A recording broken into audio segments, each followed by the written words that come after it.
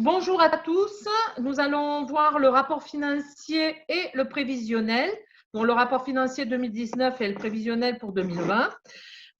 Au niveau du rapport financier, au niveau des charges, il y avait pour 336 560 de charges, réparties entre des charges d'achat où il y en a très peu, des charges de services, autres services où on est en gros à 50% et surtout des charges de personnel. Au niveau du comparatif prévisionnel et réel, on peut s'apercevoir que il n'y a pas trop d'écart à part au service extérieur du fait d'une dépense supplémentaire par rapport à Alden, mais qui est compensée par du mécénat. Et un petit peu plus de charges de personnel du fait d'un recrutement d'une 4e personne. Au niveau des produits, il y en avait pour 319 574, avec une plus grande diversité de financeurs. On a quand même, au niveau des mécénats, en gros, pas loin de 17%, 17% pour Alten et Hawkeye, 13%, et une grande part pour la Nouvelle-Aquitaine qui finance pour 31% de la totalité de nos produits. Au niveau des fonds privés, on a fait une petite distinction entre les fonds privés sur le moins de 10 000 euros et les plus de 10 000 euros. Au niveau des produits, maintenant, par rapport au réel, on s'aperçoit donc que la région Nouvelle-Aquitaine a financé beaucoup plus que ce qui avait été demandé au départ, du fait qu'il y a eu un deuxième projet qui a eu appel, des dons et des adhésions aussi, qui doublent par rapport à ce qui était prévu.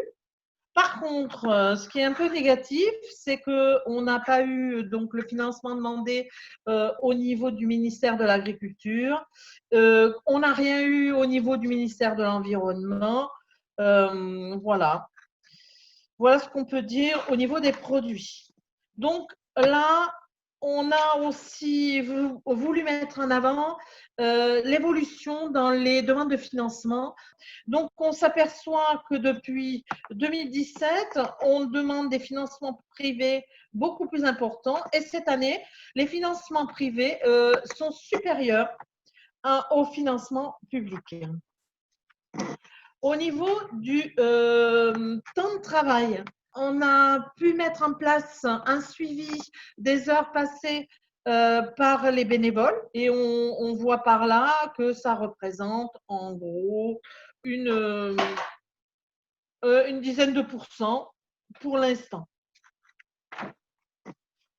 Les budgets prévisionnels, au niveau de la répartition, donc on a distingué surtout 3 gros projets qui sont les victimes, la sensibilisation et l'informatique. On vous montre par là les charges et les produits en fonction de ces 3 projets. Donc pour le projet des victimes, on a la région Nouvelle-Aquitaine qui est positionnée à 62%, ministère du Travail 31% et des fonds propres pour 2% de PV, mais qui représente quand même une grande partie de charges de personnel. Le budget prévisionnel sur la sensibilisation est beaucoup plus éclaté au niveau du financement. Il y a des fondations. Il y a la Fondation Carasso, ministère de l'Agriculture, l'Environnement, il y a la Santé et la Nouvelle-Aquitaine.